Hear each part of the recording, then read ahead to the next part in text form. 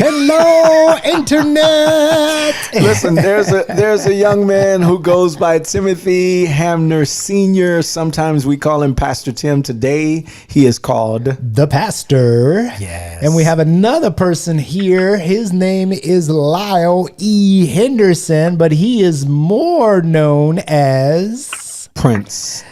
The Prince. The Prince. The Prince. Okay, the real Prince. Right. Not He's the formerly, in the ground. right. Okay, Not the so artist let's formerly give known him as. his props, and so that we don't get him mixed up with the other Prince of not Praise. That one. Not that. Right, exactly. He schooled me on this one on the first episode. So for those of you that missed, you got to go check out that first episode when we introduced ourselves. Not the Prince of Praise, even though I do sing gospel. I got my name, the Prince, from the New Orleans Prince of Gospel. New Orleans Yes, New Orleans Prince of Gospel. Not New Orleans. Why do they have to put the prince or the king or the queen? But that's another show. Yeah. Okay. All Where right. are we at today? Anyway. You know what? Can I share something with you? Yeah, go ahead. Do Man, that. I am so sore from working out at the gym the other day. Let me tell you, I was just playing around with my cousin the other day. Just grown men playing around, my cousin and his two brothers, and we started wrestling and just really doing like you some lost. horseplay, and we all end up being sore. Like we had a That's why I said full you body lost. workout. Had a full body workout. Yeah, Now yeah. I'm gonna just say this: I did my workout at the gym. No one was hurt. I used metal. No one was hurt. Barbells. Except the old man that's sitting across from me There right now. you go. Now that's who was hurt, the old man. And as he's sitting here creaking and cracking. And listen.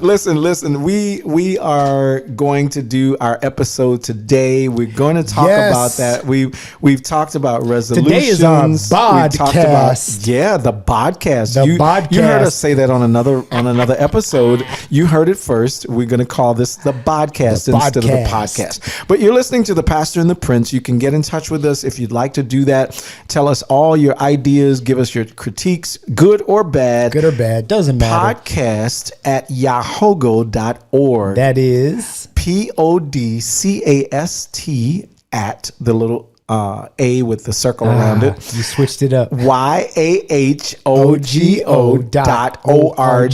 So let's slow down just a little bit because he gave you two things. He gave you a web address, which is podcast.yahogo.org. That's a web address. Right. The second item that he gave you was an email address, which is podcast@yahogo.org. So I don't want you to be confused because we're not confused, and I know he's not confused. He's happy to share that information with you, and he's also sharing some additional information with us as well about this BODcast. Talk to us some more about this exercise. So we gotta, and I think it was Beyonce that said "get bodied" or something like that. But anyway, we have a very special guest, and if Lyle doesn't know how to do it, I know how to do it. No, it's not Beyonce. Okay, all right. Listen.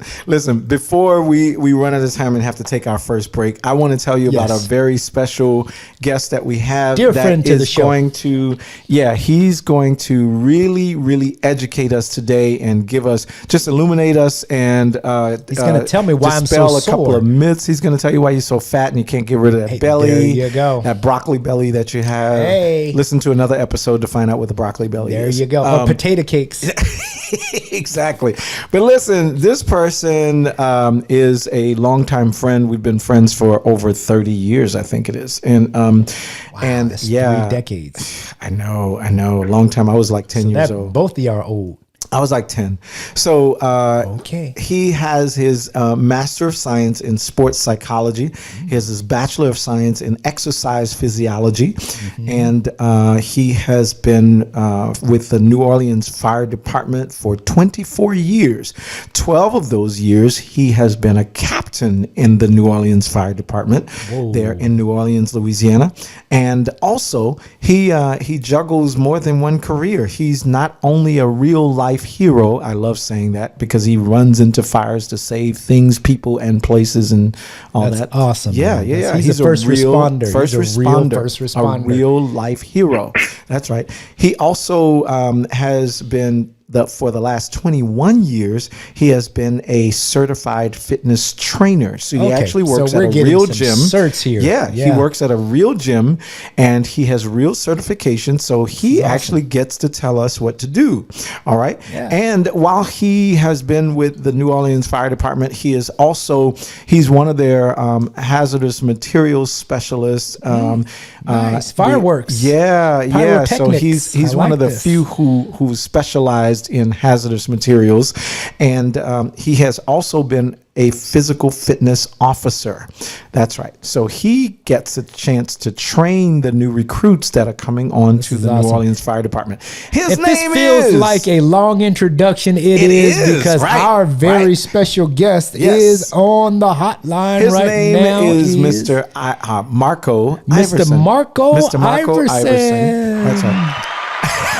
Hey, and the audience goes wild. The audience goes wild. Marco, this is a pleasure to, I'm going to say what they say on Zoom, meet you. Oh, my goodness. Or maybe I should say meet you on this BODcast. You know what? I'm going to get an eject button to eject the tech guy out of the room. All right.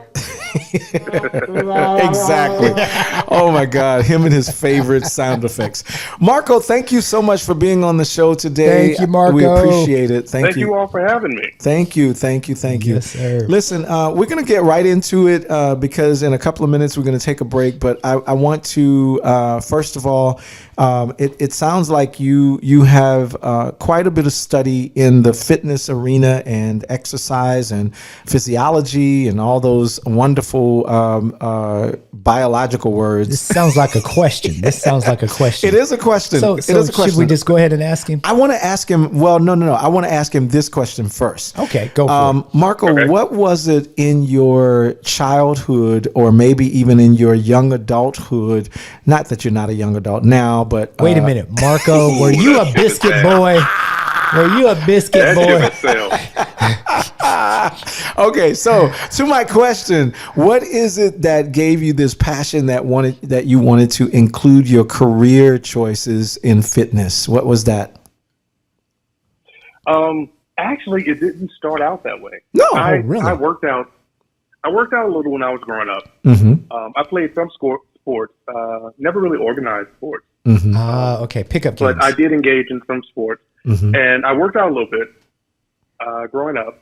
Mm-hmm. But when I decided to go to college, mm-hmm. Initially I started out in engineering, and I realized I didn't like math as much as I needed to pursue that course. True, that's true. Yeah, because numbers don't lie. No, they don't. This is true. So I had to make a shift.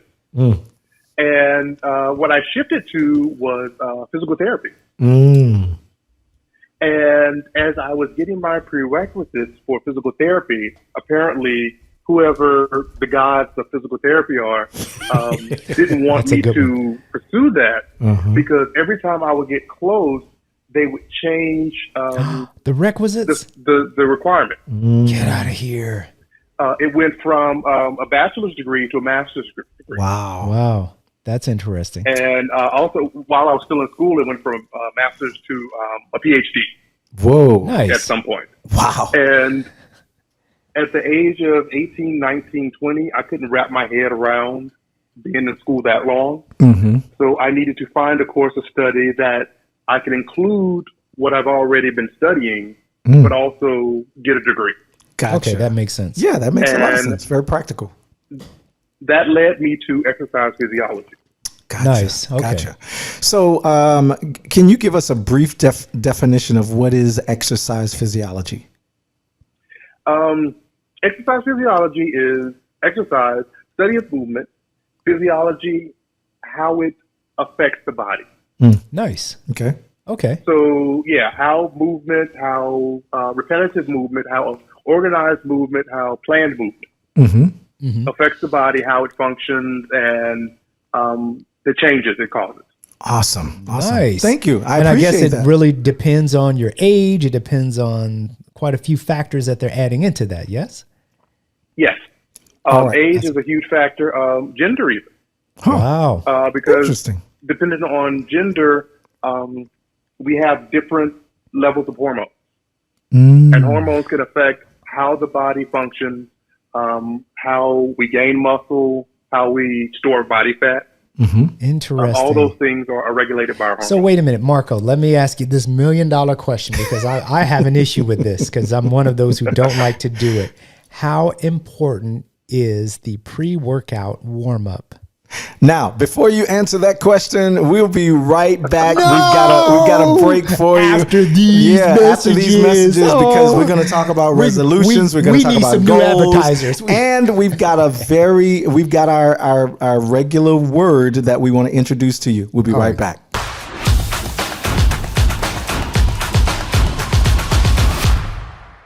And we're back. You're listening to The Pastor and the Prince. And this is a podcast that you can invite all of your family to. All your family, all your friends. Yep. Go on, no matter what platform you're listening to. Actually, today it's a BODcast. That's right. That's right. It's a BODcast. But whatever platform that you're listening to us on, you can also go to podcast.yahogo.org. And that is spelled PODCAST dot. Like a little period there. Yahogo,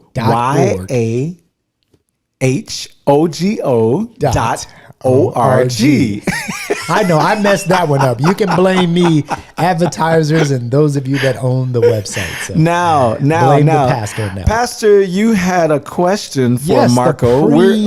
Well, before you do that, let me just say, if anybody just kind of jumped in or you're over listening to somebody else listening to the podcast, we're talking to Marco Iverson, who is a 24-year veteran with the New Orleans Fire Department. He's 21 years as a certified fitness trainer, and many. Yes. And he has the degrees. He has the letters behind his name to be able to tell us what to do. And he's a first responder. Yeah. So he has degrees in sports psychology as well as exercise physiology. And we've got a question for him right now. The importance of the pre-workout, they refer to it as the warm-up. How important is that warm-up for, It's really important. You don't want to jump into an extensive physical routine without first allowing your body to both stretch and to get warmed up. It's similar to just start jumping into your car on a cold day and going 500 miles an hour. Whoa. The car doesn't like that. No, the car does not like that. No. That's a good analogy. So you have to let it warm up. Okay. But yes, that pre-workout warm-up is important. A lot of people will engage in a few minutes of some type of cardio, whether that's running on a treadmill or an elliptical or something like that. That gets the blood pumping. That gets the muscles warmed up, and it also provides some stretching. Okay. Stretching. And how important is stretching? Because I've seen a lot of yogists, and they say, hey, you can actually lose weight by just doing yoga. So how does all of that kind of... If you've ever tried yoga is a lot more difficult than most people think it is. Just moving our bodies and holding our bodies in position in space requires a lot of energy. It does. So, yes, I would recommend to anyone who hasn't tried it to try a yoga class. Wow, you would definitely benefit from it.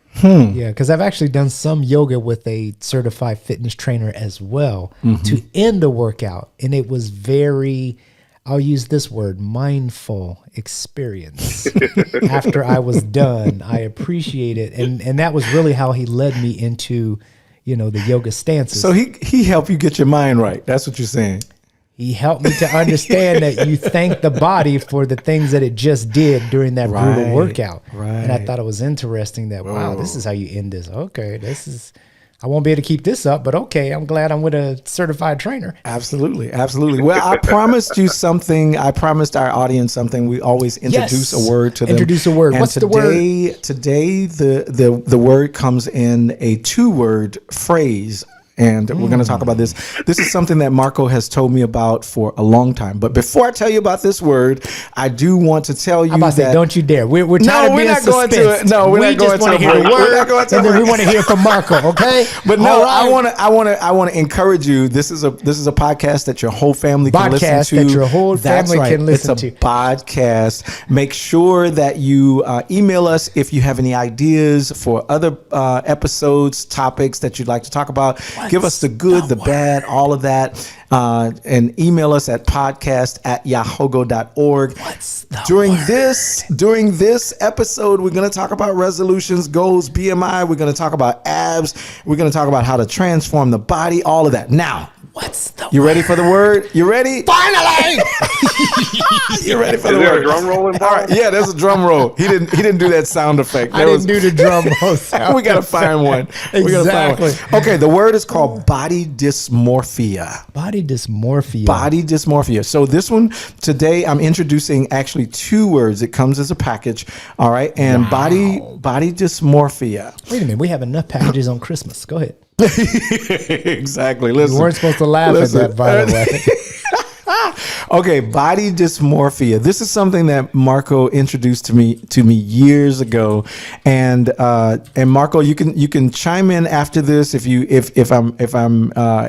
there's something I'm leaving out. But body dysmorphic disorder is a mental illness involving obsessive focus on a perceived flaw in appearance.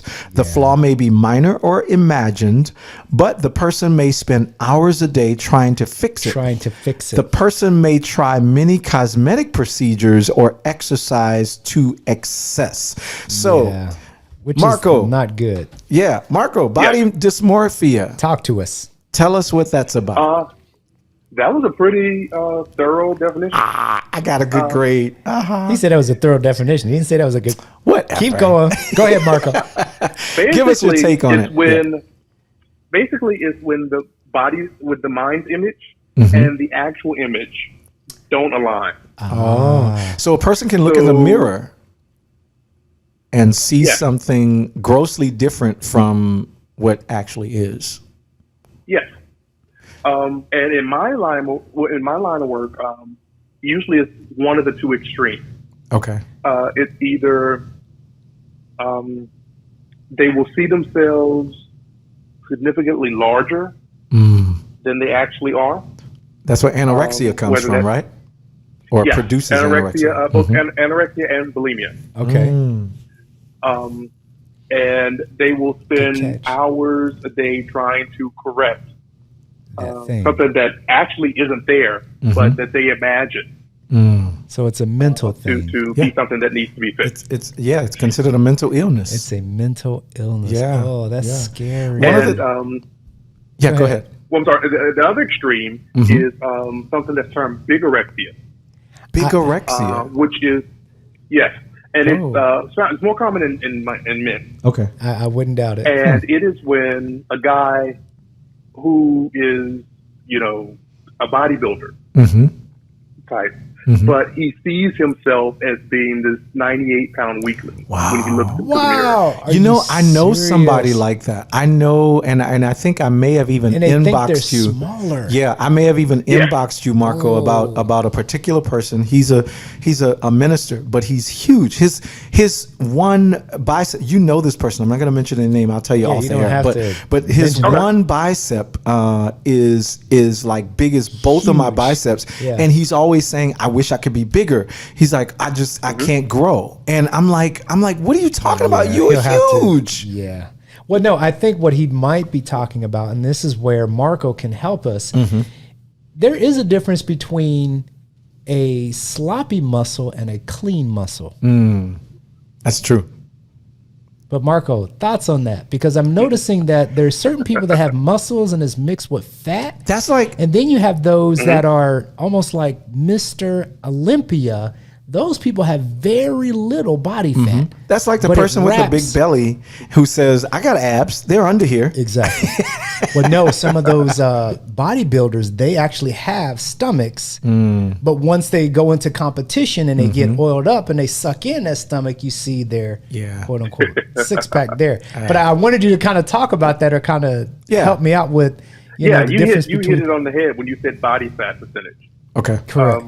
That's the biggest thing between someone you might see that is really strong, has big muscles, but they may not appear to be really strong or have big muscles. Okay. A muscular body. And that's because of the percentage of body fat that they're carrying. Gotcha. As you mentioned, when the guys get oiled up and get on stage, they've actually reduced their body fat to, it's really an unsustainable percentage. Correct. That's what I've learned. It's not a percentage that anyone should walk around 24/7 carrying, because then the body doesn't have enough body fat to actually function. Correct. That was another thing that I learned. So it's like if you're going into competition, you're doing what they call the fat burn stage, and you try to burn off as much fat as you can and get that body weight down. Then I guess they get all of the liquids out of them as much as they can. Right. Yes. And that's when you can accentuate muscles, and you can see that. And that's when you can see it all. Yeah, that's when you can see it all. Other than that, it's like you're not going to see it. Wow. Well, we were talking about abs, so I have a question for you. Are abs actually made in the kitchen? Now, before you answer that, we've got to go to a break. No all right? more breaks. Yeah, we've got to go to a break. So he's going to come back and he's going to tell you and I can talk off air. He's going to tell our audience if abs are actually made in the kitchen. We've heard that. Yeah, we got some sweet potato pie that we're going to make some abs with. No. We'll find out when we come back right after this.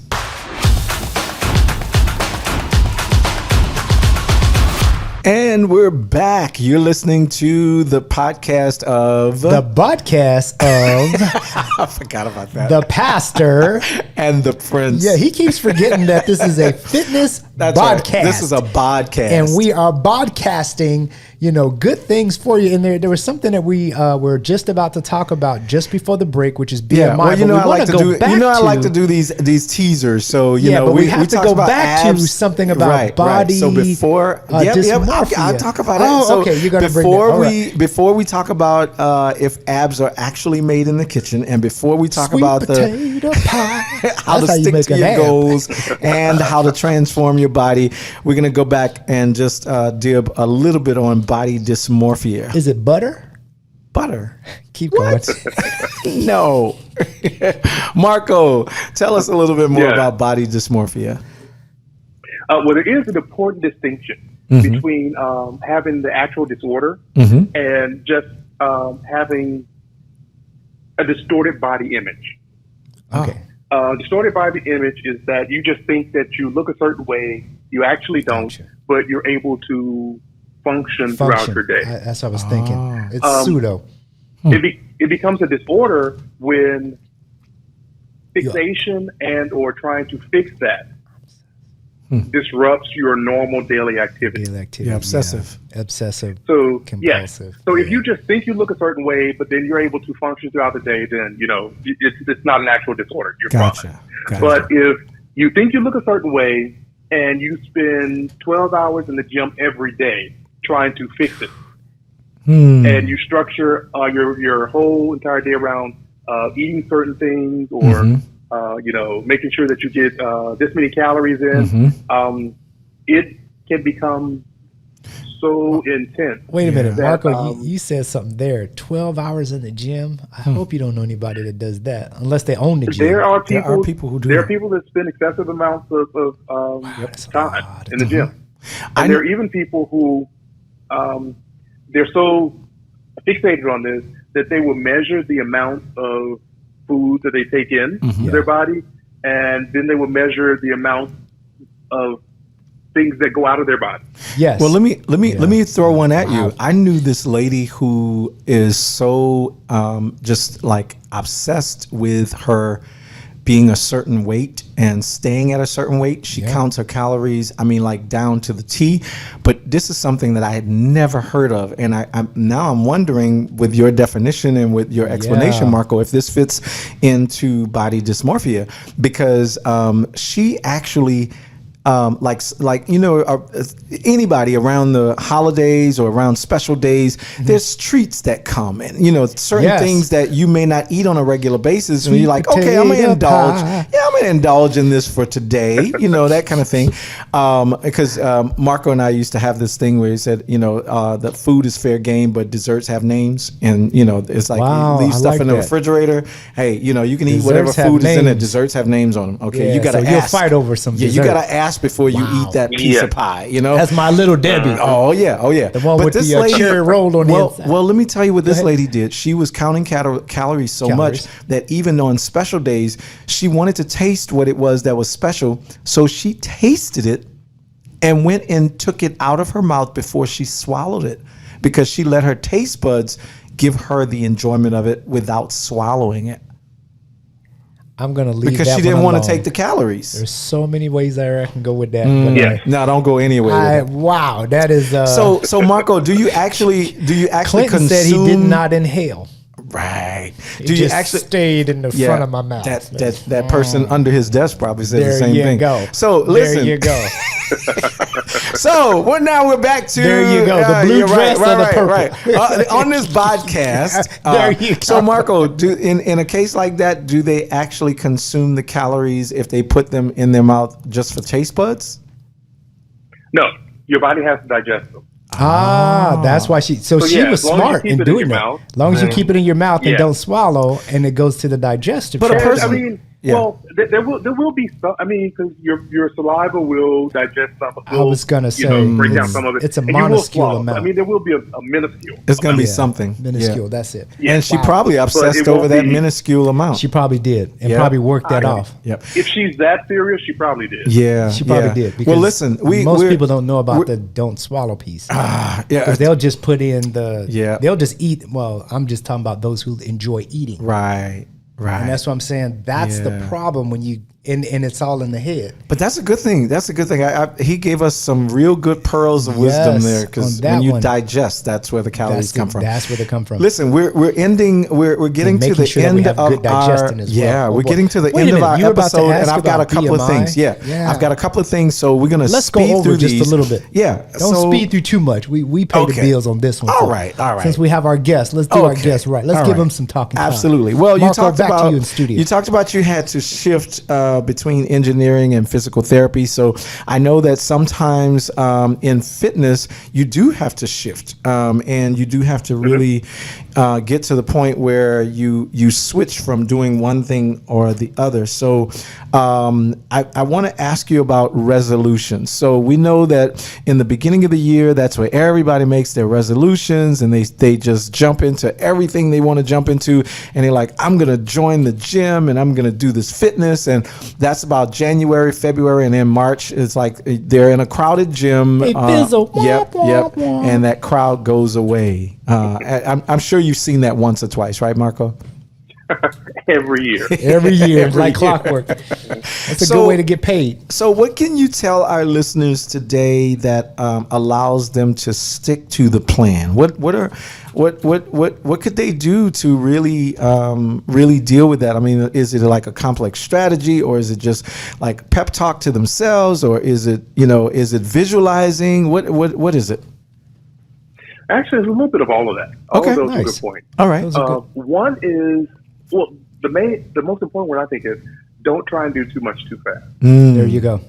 I like because this has to be a lifestyle. Exactly. Okay. I agree with that. So it has to be something that you can sustain from now until. Gotcha. And if you set up this plan, this beautiful plan, that you account for every single minute of every day, Mm-hmm. You probably won't be able to stick to it. Gotcha. right. So you need to have some leeway in there to where if you aren't able to go to the gym one day, Mm-hmm. it doesn't completely shatter your whole program, but where you can make it up or continue Okay. on the next day or your next plan day. So it has to be a plan to where you're able to stick with it continually. Okay. Yes. So, with that in mind, actually creating a lifestyle, I just want to ask you like a brainy question. Since you've got this degree in sports psychology and exercise physiology, what's the Let me put my correlation? thinking hat on.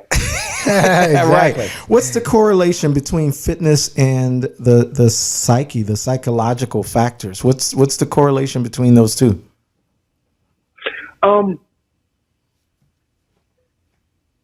Again, it's a lifestyle change. Mm-hmm. So you have to be willing to change your lifestyle. Okay. True. If you were engaged in activities that were detrimental to you getting into the shape that you want to be in, then you have to be mentally prepared to let those go and adopt new habits. Wow. So that's where the psychological comes in. Okay. You have to be able to change how you view the things that you're doing Mm-hmm. Okay. and find new things that align with your forward progress. your fitness goals. Yeah. Yeah. Or you can say your health fitness goals. Because this is all about that healthy you. Right. And part of that health is what you take in and what you allow to come out. The fitness or the physical aspect is how you get the stuff out. And then it really, in order to sustain it, got to start in the brain. It has to. And I try to share that. I try to share that with people who are trying to quote unquote lose. I'm like, you got to change the way you approach this because I'm going to tell you, sugar is hard to kick. It is. Sugar is addictive. Kicked. Sugar is addictive. Yes, it is. Would you say that, Marco? Sugar is addictive. Yes, I think it's the number one addiction in this country. Well, that depends. More people are addicted to sugar than anything else in this country. Whoa. And, Marco, I'm going to challenge you on that one. Most people don't even know that they're addicted. Marco, I'm going to challenge you on that one. Are you sure it's not salt? Oh, I thought you were going to use the other S word. I would go with sugar. Yeah, no, I'm going to. I think sugar is more addictive than salt. I think I'm going to stay with you. The only reason I brought up salt is because there's a lot of people, especially in our community. And when we say our community, I just so happen to be African American. And I know in the African American community, salt is one of those things that causes or leads to high blood pressure. And that's been one of the things that we've been hearing in our communities quite a bit. Hey, you need to lay off the salt, Or on the other side, you have, what is that, diabetes? Or what is Madeir says, diabetical? So now we got to lay off the sugar. So right. I know that the two are neck and neck. I just don't know who has surpassed the other. But you're about to say, Marco. But one of the distinctions between those two, usually salt is, we have to add salt to our meals. Yes. A lot of people add salt to their cooking and add salt to, when they sit down to eat. Where sugar is sneakier. Because it can come in some forms that turn into sugar that you keep in the little sugar bowl. Yeah. But sugar is also a main component in bread. Right. It's a main component in rice. Right. It's a main component in pastas. Potatoes. Yes. So all of those things have sugar in them. Yeah. Some people can't have a meal without bread. Or, some people can't have a meal without rice. True. All of those are sugars that they're craving. Right. Wow. That's interesting. Yeah, that is interesting. So wait a minute. We now have to ask you this question. I don't know if we asked you this question yet. And I know that we're holding you over and we're listening to the internet world and saying we're going over on purpose. Yeah, because and please indulge us if you've got a couple of minutes. I know you were just on the top of the... And if you don't have a couple of minutes, you can turn to the other podcast and we'll still be here, okay? No, I'm talking to Marco. If Marco has a couple of minutes because I know he was just on the top of the building at Jackson Brewery. He's actually dealing... We're dealing with different time zones. The Prince and I were talking about this BMI. Oh, before you do that, though, I wanted to share something. You were talking about the addiction of sugar and so forth, but I just wanted to say that that's one of the reasons when I moved from the South to California to the West Coast, I lost 52 pounds just by getting rid of the sugar. And people were asking, you were talking about the lifestyle and you were talking about the correlation between fitness. You used to be fat? Yeah, and I had no friends back then. I don't know. I don't even know where Marco was. I had no friends because friends will tell you those kind of things. That you're fat? Yeah, they'd be like, "You fat? You not need your to do real something friends. about this." Your real friends will just love you fat and all. They'll say, "Come over here, biscuit boy. You're my friend." No, that's your grandmother and your god. Your grandmother and your godmother. Marco said. I think you miss it. He said, happy. But you were happy. Right. So now he's miserable. See, but listen. He's skinny and sad. That's all right. But listen, you were talking about the correlation between fitness and psychological factors, and you were talking about the changing of your lifestyle. And that was the one thing that people were asking me, well, so now you're on this diet. And I said, no, I don't consider it a diet anymore. I don't have cheat days. I have carb days. I have eat anything days. I don't have cheat days. I'm not doing anything sneaky or anything like that. And I told them what I had to do. They said, well, what did you do to lose 't pounds? I said, I changed my relationship with food. Yes. So I don't deal with cravings. I don't watch commercials. We heard from you, but let's go to the expert on that one. Yeah. He said something that I thought was important there, Marco, and I'd love for you to give your thoughts. What's that? Lyle said he changed his relationship with food. Yeah. Yes. Can you speak to that? Just elaborate it on it a little bit, because some people think that you don't have to change. But Lyle said he changed his relationship. What are your thoughts on that? Most of the time when we are putting food into our mouth, it's not because we're hungry. Ooh. It's not to satisfy a nutritional need. Wow. Some people eat when they're bored. Uh-oh. Some people eat when they're upset. Mm-hmm. Some people eat when they're nervous. Nervous. I was about to mention that one. You know, we have all these other reasons why food is our go-to. Yeah. It's close. And Snacking we on the have road, to bored. change that. Mm-hmm. Yeah, that's true. We have to find other ways to satisfy or to handle those emotions that don't involve us, you know, eating half of a cake. Wait a minute. What's wrong with eating a half a cake? I was just thinking about some pound cake there, and I was like, wow, that sounds good about My that. mom is a certified pastry chef. Both Yes, of you she know that. is. And, Oh, and my that's what goodness. we used to do. That's why I'm One of the laughing. best. Right, she boy. is one of the best. One of the best. Shout out to Deborah's Bakery, Deborah the Baker. Deborah the Baker. In I was Baker, hoping Louisiana. I was hoping he was going to say the right Deborah name, because the I said, if he Baker. say the wrong name, Yep. I'm mad. Deborah the Baker, and she's Deborah like the Baker. I she's got need a you new, to go there. Yep. She's in New Orleans. You said she's in No, Baker. she's in Baker, Louisiana. Baker, Louisiana. She's the That's baker where she in is. Baker. She's the baker in Baker. Uh-huh. Wow. And she just remodeled and got all the commercial stuff in her kitchen. In the kitchen, and all the that stuff. KitchenAid Yeah, so devices, she's got a etc. new zeal to bake now. But let me tell you, Hey. when you said a half of a cake, that's what we used to do. We used to actually cut it in thirds. We used Nice. to. My mom used to have a hot cake for us after school, and we would cut it in thirds. And my mom would be thirds. like, "Could you at least save me a piece?" Like, wait, I thought you took your piece already, or you had a sample Shame. somewhere. Shame and shade. That's all I'm gonna say. Shame and shade. Yeah, but I understand what you're saying, Marco. That most of us do eat emotionally, Correct. and that's the relationship that that we have to change. Yes. Yeah, we do. But wait, you were going to ask him about BMI, because I want to deal with these calculations and how is BMI? How do they arrive at these numbers so that we'll know whether our height? Well, right before we do the BMI, I do want to go back to my question of are abs made in the kitchen. But and before we do that, no, we didn't answer that. We went to a break. Oh, now, we did. now here's the thing. One of the charts that I use is food cravings chart, and one of the things is that you were talking about this, Marco. I want to like put this up against your professional advice and wisdom. So this chart says that if your craving is sugary foods, sometimes you need chromium, sometimes you need carbon, sometimes you need phosphorus, sulfur,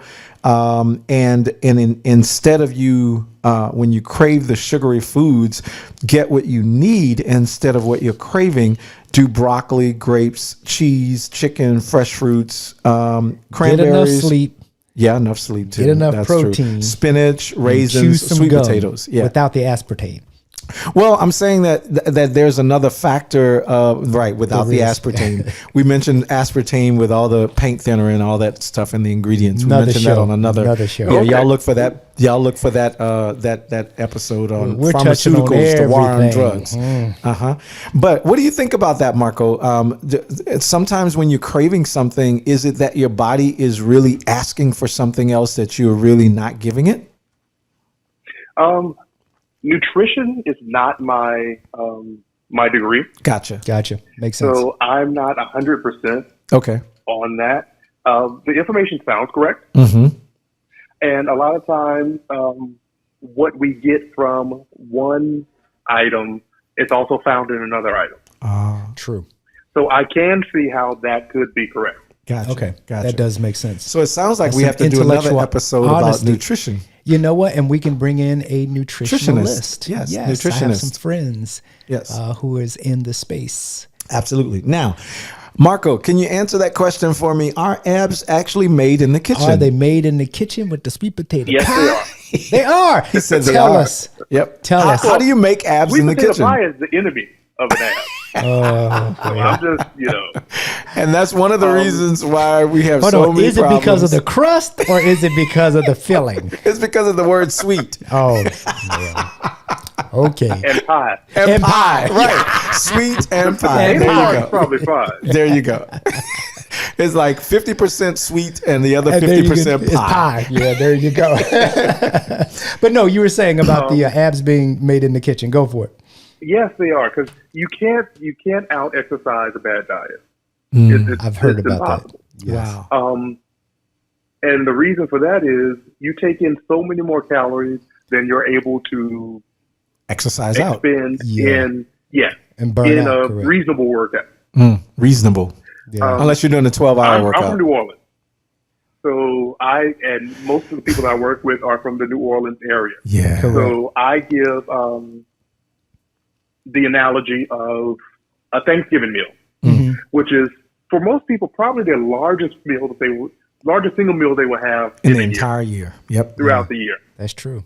But in order to work off the average Thanksgiving meal, one would have to run from New Orleans to Baton Rouge and back Whoa. in order to expend those calories that they take in on that one day. About wait a 70 minute, miles. it's 70 miles? About 70 miles. Yes.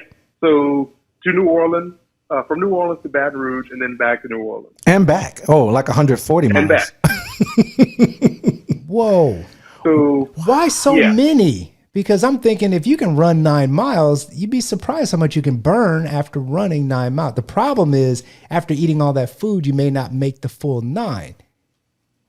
I'm Probably won't make the full I'm 2. just gonna say, well, that's if you're not a runner. But I'm just saying, from a runner's perspective, you know, someone who's run on an empty stomach and someone who's run on a full stomach.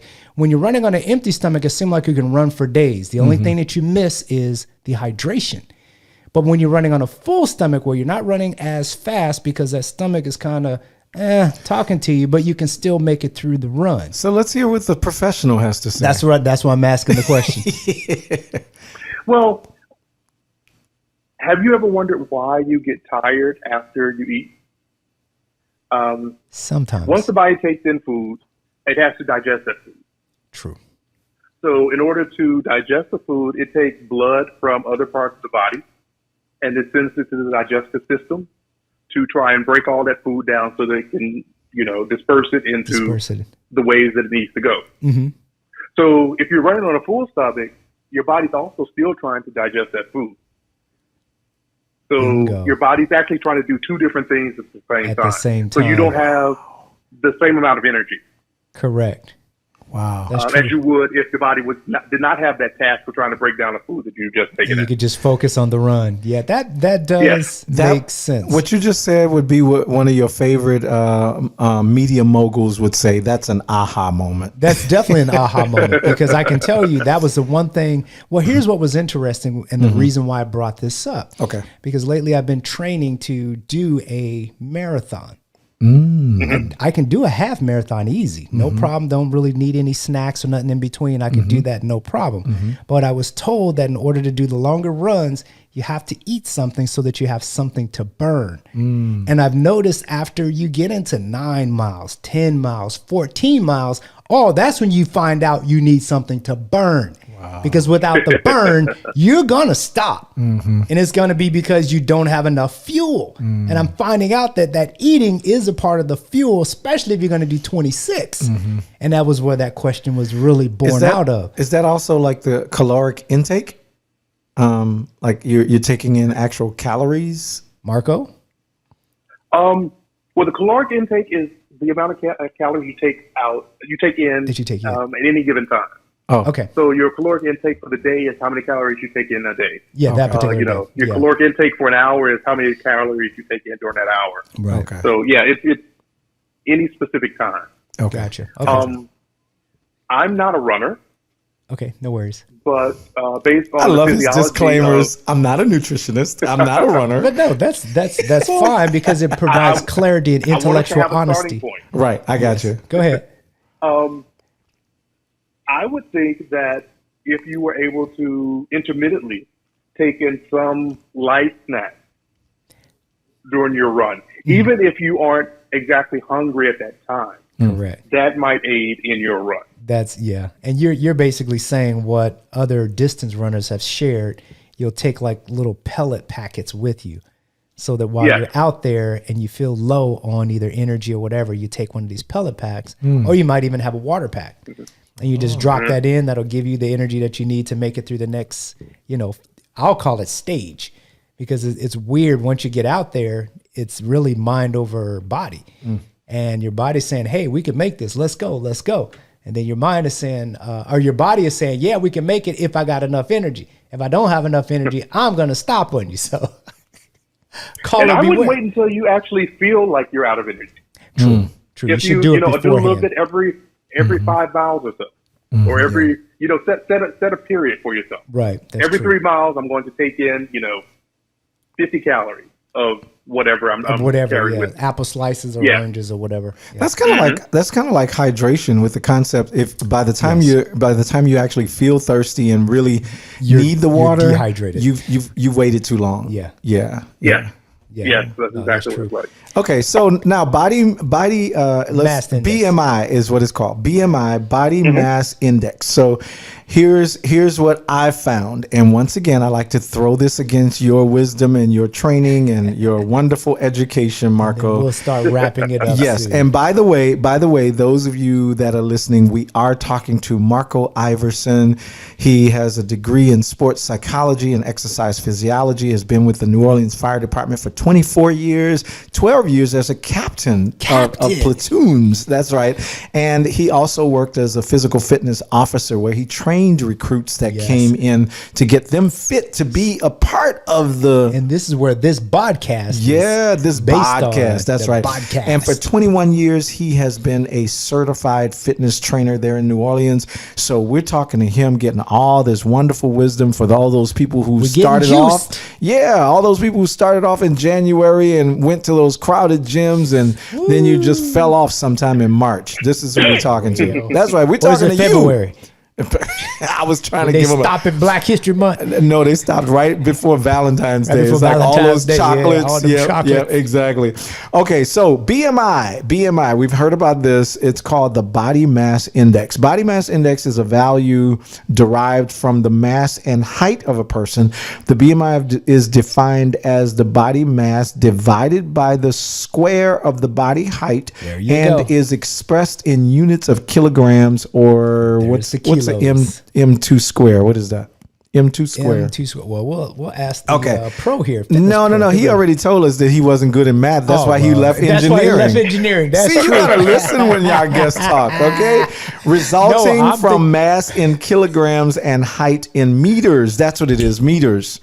M2 power to the second power is meters. All right. And you and I talked about that off air. Right. Most of these calculations are done because of centimeters, not millimeters, inches, and kilograms. Once you get all of your numbers in those three types of formats, you can pull together any calculation that you want to do in Excel or with a calculator. Right. Well, Marco, one of the things that I was saying off air with Pastor Tim was that I stopped paying attention to it because I started noticing that with the BMI, all the athletes were overweight. Everybody was considered overweight with BMI. It's just like, okay, BMI just means you this big male fat person. That's what it means. Okay. So anyway, Marco, tell us what big male igloo. Go ahead. Big male igloo. Right. Just holding a bunch of cold fat. Oh my goodness. Okay, Marco, tell us what you think about the fish. The fish may be fat. No soup for you. No soup for you. Marco, tell us about BMI. Yeah. BMI. Well, as you mentioned, BMI is calculated from taking your height versus your weight. Okay. And the biggest issue with that is that someone's height is, what their height is. So that doesn't vary. Okay. But your body composition. That's correct. Go ahead. Can have a huge bearing on how much you weigh. Gotcha. Or why you weigh what you weigh. I knew you were going to say that because I was going to impress upon that. Go ahead, Marco. So if you have, let's say you have a 6'10" regular person who doesn't work out at all. They enjoy the sweet potato pie. There you go. Sweet and the pie. Yeah. And let's say they weigh 200 pounds. Okay. Ooh. So 5'10", 200 pounds. You also have an athlete who plays football is training in his preferred sports all day, every day.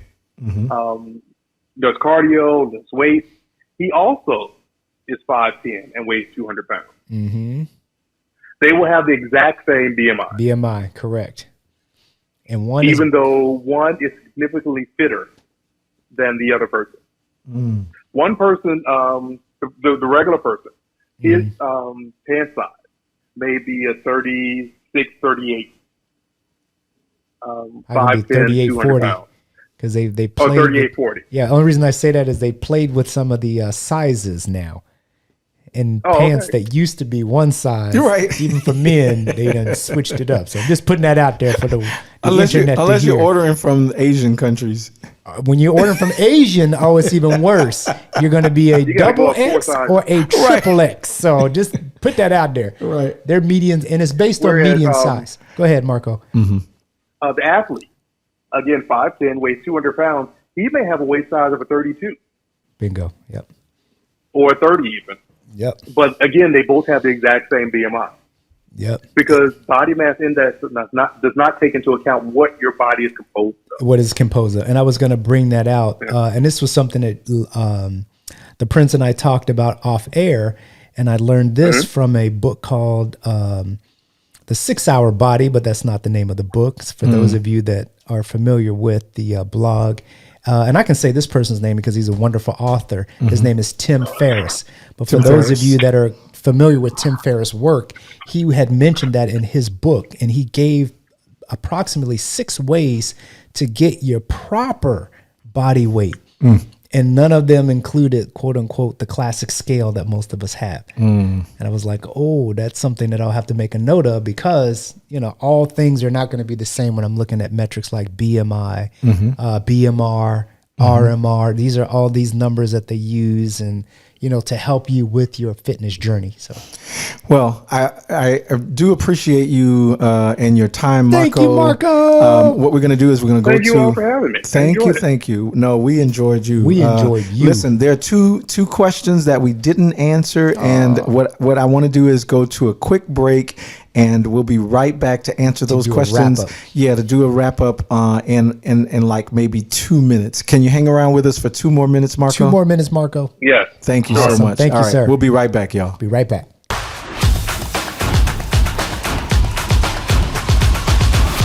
And we're back. We are called the BODcast. The BODcast with the pastor and the Prince. That's right. And we have a special guest today. Special guest. His name is Marco J. Iverson. Whoa, you added a J. Yeah. J for jumping. I wanted to make sure everybody. There you go. The government name. Exactly. 24 years with the New Orleans Fire Department. 21 years as a certified fitness trainer, and we got to have him with us. Yes, we did. Today. We might have to break this up into a few episodes. This might be 2 or 3. I know, right? But we had a that's the crowd going wild. He is a lifetime hero, a real life hero. Yes. He actually runs into danger. Can we call him a superhero? He is a superhero. He is. Superhero. He actually runs into danger We can actually call him MJ. MJ? Keep going. I knew you were going to stop on that. Because you said Marco J. Iverson. Okay, all right. I thought it was something relating to superhero. I'm like, wait, MJ, that's not SH. Michael Jordan. Come on. Okay, never mind. All right. Well, we got so much into this wonderful information that he was giving us, and we're excited for you, our listeners, because we know that this information is powerful for you to change your life and to develop a different lifestyle. We need to do that. We need to do that. And perspective on your body. That's very correct. There are 2 things that we didn't get to talk about, so I want to briefly talk about that, and then we'll wrap it up. We'll have to wrap it up. One of the things is we talked about on a couple of our episodes, we've been talking about sticking to it and don't give up and the resolutions that we have and so forth. So with this episode where we're talking about the psychology of fitness and all of the stuff that's in our head, how do we stick to our goals, Marco? when we set goals, like, the people that are going to the gym or people that are just trying to work out or just trying to keep a good mindset about what to eat and stick to their new lifestyle, stick to their guns. Yeah. How do they do that? Well, number one, you want to make sure you're well informed on, once you decide that you want to make a change, you need to be well informed on how to go about that change. Nice. If it's going to be adjusting what you eat, how you eat. You want to be informed on what you're allowed to eat, or how you're going to adjust your diet. So you already told me. And when I say diet, I don't mean restricting your calories. I mean your diet as in what you're going to take into your body on a regular basis. Gotcha. True. Gotcha. So you have that, and you also need to set realistic goals. Most people are at a point, when they get to a point where they want to make a change, they didn't get to that point overnight. Mm-hmm. True. They didn't wake up today and realize, okay, I'm somewhere that I've never been, and I just got here today. Mm-hmm. It took time. It took time. So you need to realize it's going to take you time to make a change, to get to where you want to be, to get to your goal. Okay. So you want to set a realistic timetable, and also you want to set up realistic processes. Whether that's working out, whether that's going to the gym, working out at home, walking around your neighborhood. Realistic processes that you can stick to. Because again, you can have this beautiful program that you've written down on paper, but when you try and work it into your daily life, it's unrealistic. Wow. Yeah. No, you got to STS it. Stick to the system. Yeah. Yep. Yeah. We really appreciate the words of wisdom. There's one last thing. What about a person who sticks to their goals and they're doing everything? They've got realistic goals. They've got realistic processes. They are informed before they do all that, but they just cannot transform their body. How do you transform your body? Then you want to reevaluate what you're doing and how you're doing it. Gotcha. And if you're unable to do that yourself, then I would recommend speaking to a professional. Gotcha. Yes. Someone who is that this is what they do. This is what they've learned. This is what they've studied. Then they will be able to help you better able to reach your goals. Wow. I think that kind of boils down to the shift. You talked about earlier, I love the fact that you talked about that you had to shift when you thought you wanted to go into engineering and then physical therapy. And sometimes there are all sorts of flags and all sorts of notifications that I say that not only, you find out yourself or that, God is telling you in so many ways, the entire universe sometimes gives us a message to tell us that it's time to shift. Thank you so much, Marco. I want to capture a few things. Thank you all for having me. Yeah, I want to capture a few things. He talks about resolutions. He said, don't do too much too fast. Change your lifestyle. That's right. And we did find out that abs are made in the kitchen. Abs are made in the kitchen, but not with the sweet potato pie. Make a note. No sweet potato pie. Exactly, because the two things that are wrong with sweet potato pie, they're sweet and there's pie. All right, there you go. All right. And also remember that there is a correlation between fitness and psyche. Your psychological factors and your fitness, they all work together because you have to think about what you think about, right? All things work together. And that's right. And he talked about transforming the body.